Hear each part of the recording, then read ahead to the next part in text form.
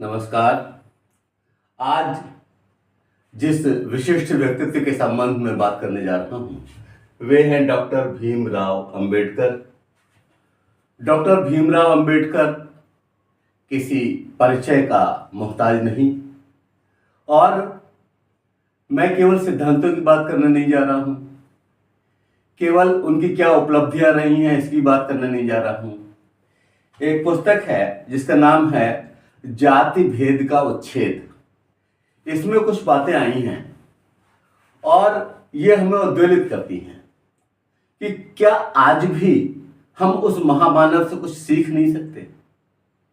इसके बाद के पृष्ठों में जो विचार हैं उनमें से केवल 4 तथ्य आपके समक्ष रख रहा हूं कि वे 4 तथ्य अगर हिंदुस्तान के द्वारा सर्वग्राह्य हो जाएं, हिंदुस्तान उनको स्वीकार कर ले तो हमारी प्रगति आज भी सुनिश्चित हो जाएगी। बहुत सारे कार्य उन्होंने किए, बहुत बड़े वे ज्यूरिस्ट रहे, न्याय के समर्थन करने वाले रहे और कितने बड़े अर्थशास्त्री थे ये सिद्ध हो चुका है और इसे सिद्ध करने की आवश्यकता नहीं।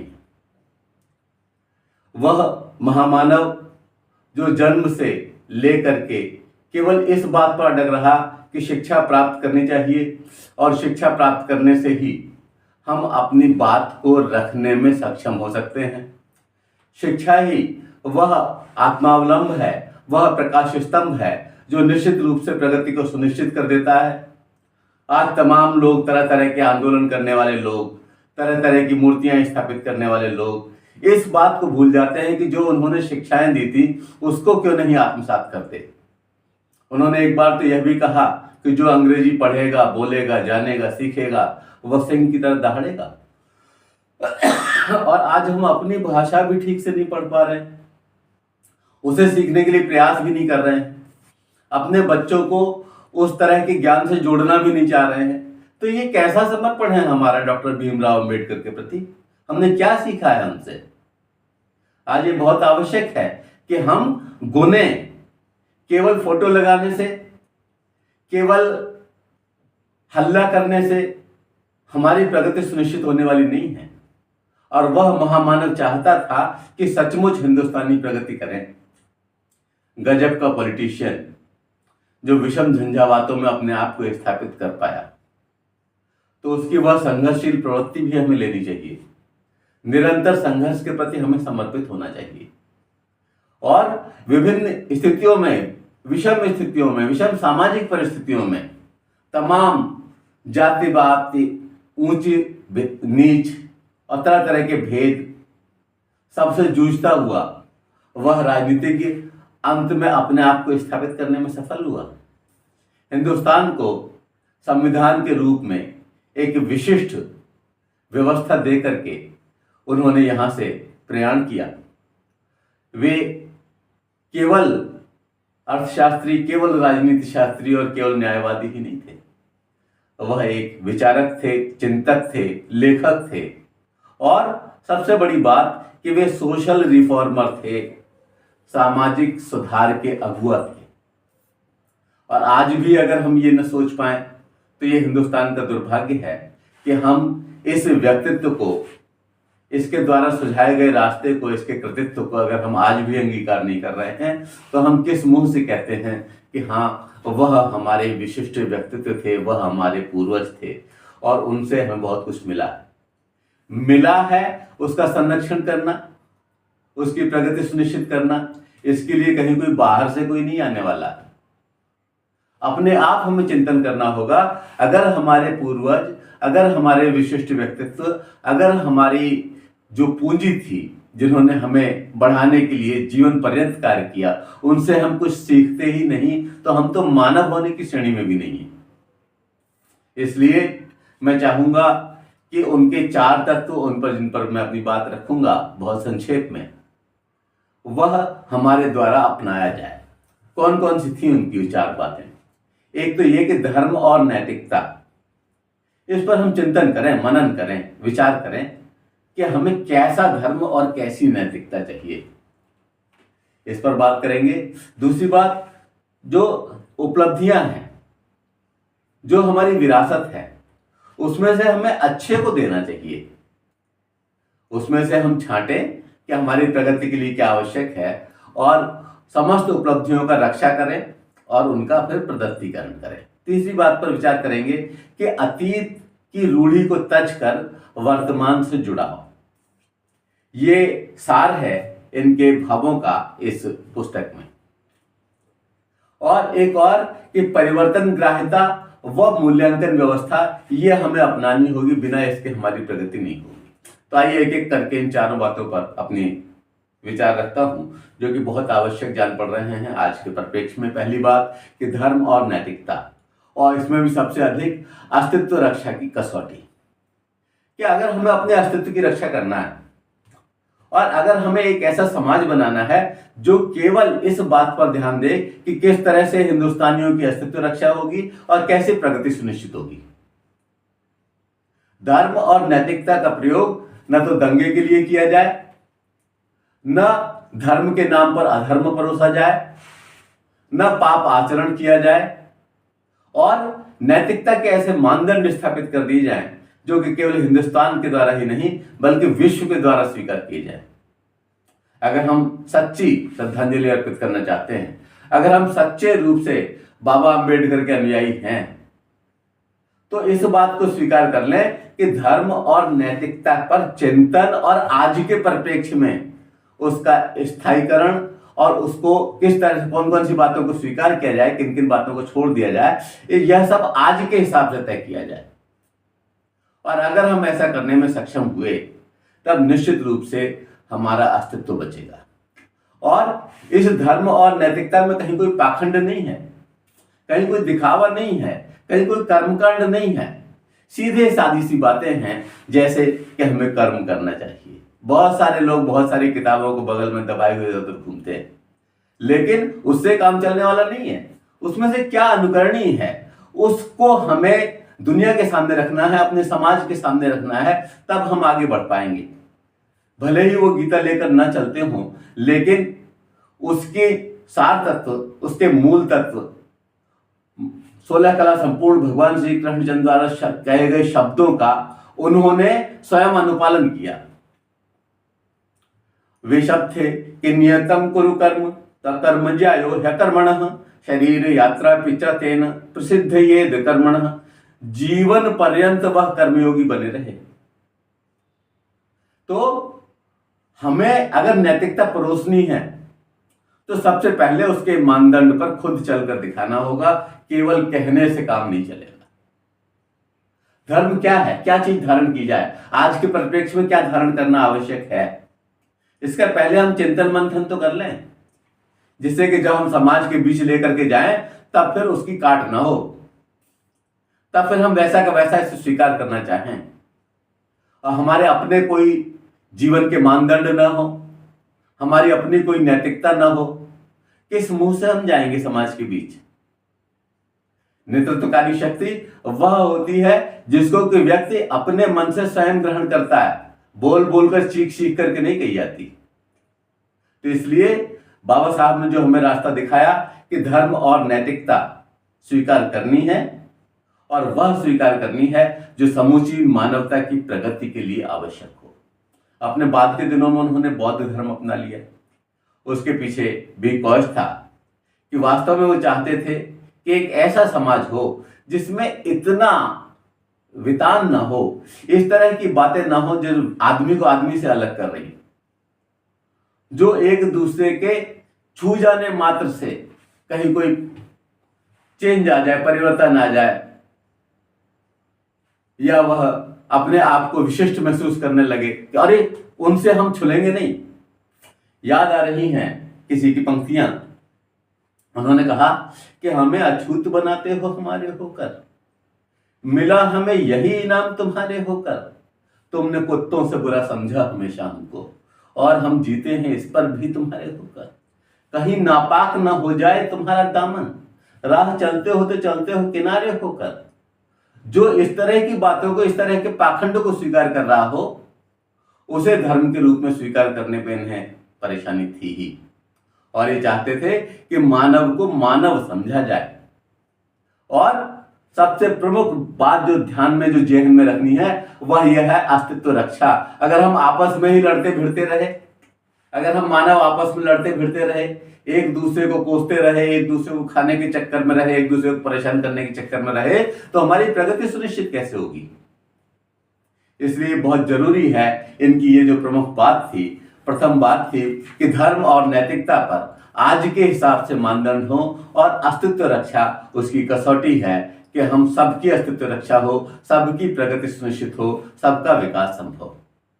दूसरी बात कि कोई भी व्यक्ति जब अपने परिवार में अपना सब कुछ छोड़ करके जाता है और दिवंगत होने की स्थिति में होता है, तो वह अपनी अच्छी चीजों को, विरासत को बांटता है। उसकी बुराइयों को लेना ये तर्कसंगत नहीं है। तो दूसरी बात जो इनकी है कि समस्त उपलब्धियों की रक्षा व प्रदत्तीकरण हमें केवल उपयोगी चीजें ही देनी है समाज को। अगर हमारी कोई बुराई है, अगर हमने जीवन पर्यंत किसी बुराई को ढोया है, किसी गलत चीज का इस्तेमाल किया है, तो वह चीज, वह विरासत में नहीं देनी। जो उपयोगी है, जो हिंदुस्तान की प्रगति के लिए आवश्यक है, ऐसी सारी चीजों की रक्षा भी की जानी है, ऐसे सिद्धांतों की रक्षा की जानी है, ऐसी व्यवस्थाओं की रक्षा की जानी है, और फिर उसमें से सारी को गह रहे और थोथा दे उड़ाए, उस सार में से हमें आवंटन करना है, संपूर्ण समाज को बताना है कि यह सर्वग्राही है, इसको लिया जाए, इससे हिंदुस्तान का समाज प्रगति करेगा।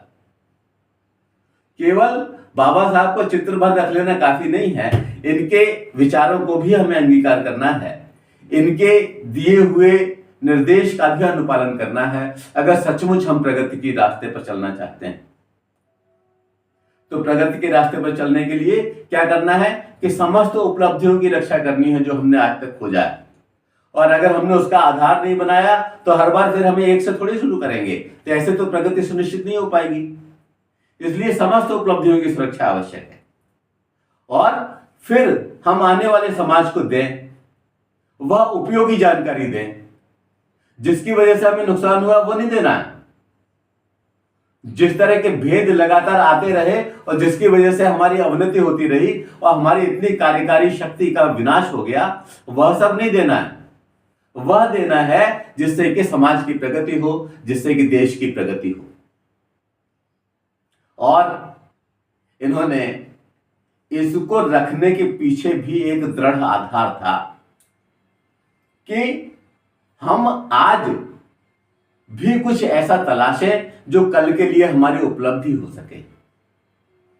इसलिए आज के जनमानस को सो नहीं जाना है, आज के जनमानस को शिक्षा से दामन नहीं बचा लेना है, आज के जनमानस को कहीं पलायनवादी दृष्टिकोण नहीं अपनाना है, बल्कि आज के जनमानस को यह कार्य करना है कि जो कल उसकी उपलब्धियों में गिना जाएगा, ऐसा कुछ आज बना करके रख दे, आज तलाश करके रख दे, उस तरह के सिद्धांत, उस तरह के यंत्र, उस तरह की शक्ति। तो निश्चित रूप से ये आज की पीढ़ी को दिशा निर्देश देने वाली विशिष्ट व्यवस्था थी डॉक्टर अंबेडकर की। एक और बात कि अतीत को की रूढ़ियों को ताजे करें और वर्तमान से जुड़ा, कि हमारे फोरफादर्स इस तरह के थे, हमारे पूर्वज इस तरह के थे, उनकी इतनी शक्ति थी। भाई आपकी क्या है, आपकी औकात क्या है, इस ओर ध्यान दिलाया इस महामानव ने, और वही बनानी है। पहले क्या थे इससे कोई फर्क नहीं पड़ रहा। आज कोई आपको जो है उस हिसाब से नहीं आंकेगा कि आपके पास पहले क्या था, आप कितने बड़े राजा थे, कितने बड़े रईस थे, इससे कोई मतलब नहीं। आज क्या हो, आज क्या दे सकते हो समाज को, आज कौन सी दिशा दे सकते हो, आज किस तरह से प्रगति सुनिश्चित कर सकते हो, किस तरह से हिंदुस्तान आगे बढ़ेगा, क्या सोचा है, सोचा भी है कि नहीं सोचा है, केवल निजी स्वार्थ के बारे में ही सोचा है। आज जब दंगा भड़काने के लिए बहुत सारे हमारे राजनेता कार्य करते हैं, तो ये नहीं बताते कि इससे नुकसान क्या है और वास्तविक नुकसान क्या है। वो केवल मोटी मोटी वह बात बताते हैं जिससे कि हम आम जनमानस आपस में लड़ बढ़ जाए और खत्म हो जाए।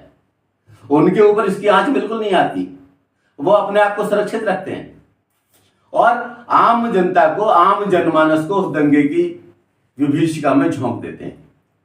तो ये सोचने की आवश्यकता है कि किस किस चीज को हमें तजना है, कौन कौन सी रूढ़ियों को त्याग देना है? अस्पृश्यता को त्याग देना है, जाति भेद को छोड़ना है, शिक्षा को ग्रहण करना है, कुरीतियों को छोड़ना है, और जो ऊंच नीच की परंपरा जिसने कि हमारा बहुत बड़ा नुकसान किया उसको छोड़ना है। खानदान, परिवार, हम इस खानदान के हैं, हमारे यहाँ वो शासक हुआ, अरे वो शासक हुए, आप क्या कर रहे हो, आप क्या दे रहे हो हिंदुस्तान को, यह तो बताओ। अरे वो दिखावा, इस सारी चीजों से हमें बचना होगा। और अगर हम इसे बचा पाए तब हम सोच सकते हैं कि हाँ, डॉक्टर भीमराव अंबेडकर के बताए हुए मार्ग पर हम चल रहे हैं। अन्यथा केवल हम भी दिखावा ही कर रहे हैं। अगर हम उनकी बात ही नहीं मान रहे, उस पर चिंतन नहीं कर रहे, मनन नहीं कर रहे, वो तो खुले मस्तिष्क का स्वामी था, उसने कहा आप खूब अच्छी तरह विचार कर लो, खूब अच्छी तरह चिंतन कर लो, और उसके बाद मानना, पहले नहीं मानना है। और आज हम तमाम बात करते हैं लेकिन अपने परिवार की शिक्षा की व्यवस्था नहीं करते, हिंदुस्तानियों की शिक्षा की व्यवस्था नहीं करते, तो ऐसी स्थिति में प्रगति थोड़ी हो जाएगी। हर आम आदमी को यह सोचना है कि हाँ, हमें हिंदुस्तान की प्रगति के लिए, खुद की प्रगति के लिए, अपने स्थायित्व के लिए अतीत की उस सारी बातों को त्याग देना है जिससे कि कहीं कोई हमारी अवनति हो रही हो, जिससे हमारी प्रगति सुनिश्चित न हो रही। इसलिए अतीत की रूढ़ियों को तजना है। बहुत सारी बातें हैं, अलग अलग समाजों में अलग तरह की परंपराएं हैं, उन परंपराओं की आज आवश्यकता है या नहीं है? अगर आवश्यकता है तो उसे हम लेकर के चलें, अनावश्यक रूप से ढोने की आवश्यकता नहीं है। पर एक साफ साफ शब्दों में यह बताना चाहा है डॉक्टर भीमराव अंबेडकर जी ने। तो डॉक्टर भीमराव अंबेडकर की शिक्षाओं को अगर हम ग्रहण करते हैं, अगर हम कुरीतियों से लड़ते हैं, अगर हम उनका तिरस्कार करते हैं, मानव मानव में भेद न करते हुए समस्त मानवों को एक जैसा समझते हैं, तो यह उनकी तरफ बढ़ने वाले कुछ कदम हैं। और सबसे बड़ी बात तो यह है कि हर एक को शिक्षा से जुड़ना चाहिए, और कम से कम स्नातक स्तर की शिक्षा सबको अवश्य ले लेनी चाहिए। और इसके लिए हम भूखे रहें, हम थोड़े अभावों में जिए, हमारी दिखावे की स्थितियां थोड़ी कमजोर हो जाए, कोई दिक्कत नहीं है, लेकिन सभी को पढ़ना है। और अगर आप पढ़ नहीं पाए तो विचार मंथन नहीं कर पाएंगे, विचार मंथन नहीं कर पाएंगे तो ये तय नहीं कर पाएंगे कि हिंदुस्तान के लिए आज आवश्यक क्या है। और अगर यही तय नहीं हुआ तो किस तरह से हिंदुस्तान की प्रगति होगी। इसलिए बहुत जरूरी है कि इनकी यह तीसरी बात कि अतीत की रूढ़ी को तज कर वर्तमान से जुड़ाव करना है, इसको मान करके चलना पड़ेगा। अतीत का गौरव गान करते रहने से काम नहीं चलेगा, लेकिन अगर अतीत का कुछ ऐसा है जिसे आज लिया जा सकता है तो उससे गुरेज भी नहीं है। तो हमें क्या करना है? हमें केवल प्रगति का सुनिश्चयीकरण करना है, और उस प्रगति के सुनिश्चयीकरण के लिए हमें त्याग देना है उन बातों को जिनसे हमारी प्रगति नहीं हुई है, जिनकी वजह से हम लड़े हैं, मरे हैं, जिनकी वजह से हमें नुकसान हुआ है। और हमें उस वैमनस्य को भी साथ लेकर के नहीं चलना है कि उन्होंने ऐसा किया था इसलिए आज हम ऐसा करेंगे, उस समय हमारा शोषण हुआ था तो आज हम ऐसा प्रतिकार करेंगे। उससे क्या भारत की प्रगति सुनिश्चित हो रही है? उससे क्या हमारे परिवार की प्रगति सुनिश्चित हो रही है?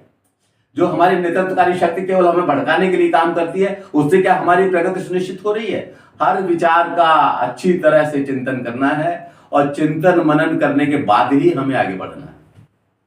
हम अपने परिवार को सुदृढ़ बनाएं, अपने बच्चों को पढ़ाएं, उनकी प्रगति सुनिश्चित करें और उसके लिए कार्य करें। केवल अर्न करें और किसी के बहकावे में आकर के उसको दे दें, ये कोई बहुत बड़ी बात नहीं है।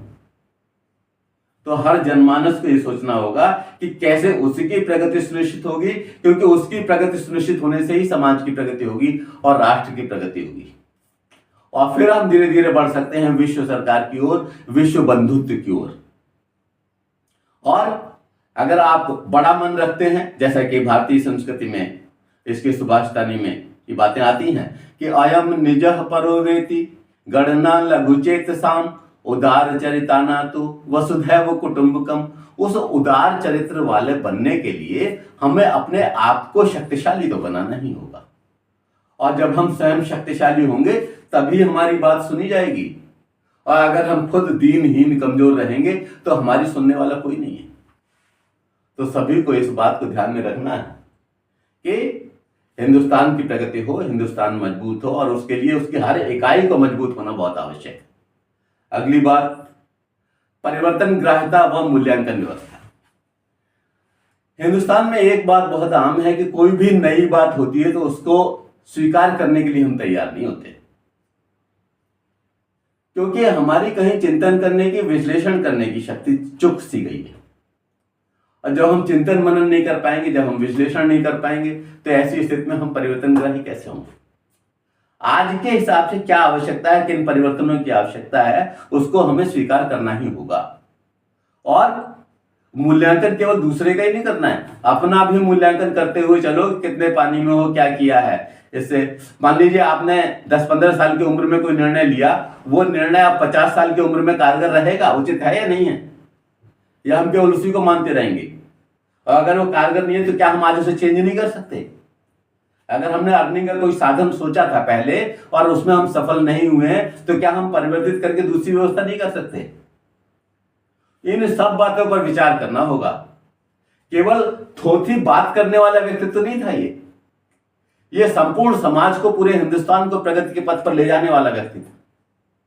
तो अगर इसके प्रति हमारा कोई भी समर्पण है तो दिखावे से काम चलने वाला नहीं है। सचमुच हमें वर्ण करना है उन सिद्धांतों को, उन विचारों को जो कि इनके द्वारा दिए गए।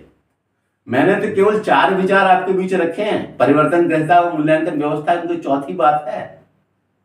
लेकिन इस परिवर्तन ग्राह्यता एक शब्द में बहुत कुछ छुपा हुआ है, और हमें उस परिवर्तन को साथ लेकर के चलना है। हमें वक्त के साथ कदमताल करनी है, और वक्त के साथ कदमताल करने में अगर हम सक्षम हुए तभी हमारी प्रगति सुनिश्चित होगी। आज हमने रक्षा के क्षेत्र में बहुत सारे कार्य किए हैं। ये परिवर्तन ग्राह्यता है कि आज जैसी आवश्यकता है विश्व के हिसाब से हिंदुस्तान को होने की, उस ओर वह कदम बढ़ा रहा है। तो ये परिवर्तन ग्राह्यता है, और इस मूल्य का संरक्षण किया जाना चाहिए और इसका समर्थन किया जाना चाहिए। आज पार्टी देख करके समर्थन करने की आवश्यकता नहीं है। जो बातें सही है उन बातों का समर्थन हो, जो बातें गलत हो उसका विरोध हो। किसी के निजी स्वार्थ के समर्थन के चक्कर में हम ना आए। उससे आम जनमानस को क्या फायदा हो रहा है, इस हिसाब से हम विचार विश्लेषण अवश्य करें। क्या सचमुच हमारे हिंदुस्तान की प्रगति उससे सुनिश्चित हो रही है? क्या हमें सचमुच इस तथ्य के खिलाफ खड़ा होना चाहिए? क्या हमें सचमुच इस तथ्य के समर्थन में खड़ा होना चाहिए? यह सब के लिए विचार विश्लेषण बहुत आवश्यक है, और फिर हम परिवर्तन को स्वीकार करें। अगर हम आज भी अपने आप को उस पुरातन व्यवस्था के तहत, या उस सोच के साथ कि हाँ हमारा काम अहिंसा से चल जाएगा, या हमारा काम बिना प्रतिरोध किए चल जाएगा, या हम गरीबी में भी, अभाव में प्रभाव दिखा पाएंगे, ये चिंतन आज के हिसाब से आवश्यक है। और अगर ये आवश्यक नहीं है तो हमें इसे त्यागना होगा, और आज के हिसाब से अपने आप को शक्तिशाली बनाना होगा। अगर हम हिंदुस्तान के वीर सिपाही हैं तो अहिंसा से कार्य चलने वाला नहीं है। टिट फॉर टैट करने की सामर्थ्य आनी चाहिए, और उस सामर्थ्य के लिए हमें अपने आप को मजबूत बनाना चाहिए। शैक्षिक दृष्टिकोण से मजबूत बनाए, शारीरिक रूप से मजबूत बनाए, और इस तरह की स्थिति रखे करें, कम से कम हमारे प्रतिकार का प्रभाव तो हो, दूसरे के हाथ का खिलौना न बन जाए कि दूसरा अपनी प्रगति के लिए आपको मोहरे की तरह से इस्तेमाल कर पाए। और यह केवल तभी संभव होगा जबकि आपका समर्पण होगा शिक्षा के प्रति, बदलते दृष्टिकोणों के साथ जुड़ाव के प्रति, बदलते हुए समय के साथ चलने के लिए आप अपने आप को तैयार करेंगे, तभी प्रगति सुनिश्चित होगी आपकी, आपके समाज की, और आज के हिंदुस्तान की। इन्हीं बातों के साथ मैं अपने विचारों को यहीं विराम देता हूं। इसका ब्लॉग उपलब्ध नहीं है, केवल जो भी भाव मन में आए हैं वह आपके समक्ष रखे हैं। मैं समझता हूं कि हम डॉक्टर भीमराव अंबेडकर जी को और पढ़ेंगे और जानेंगे, और इनके विचारों में से क्या आज के हिसाब से लेने लायक है उसे अवश्य ग्रहण करेंगे। आप सभी ने इन विचारों को सुना, धन्यवाद। जय हिंद, जय भारत।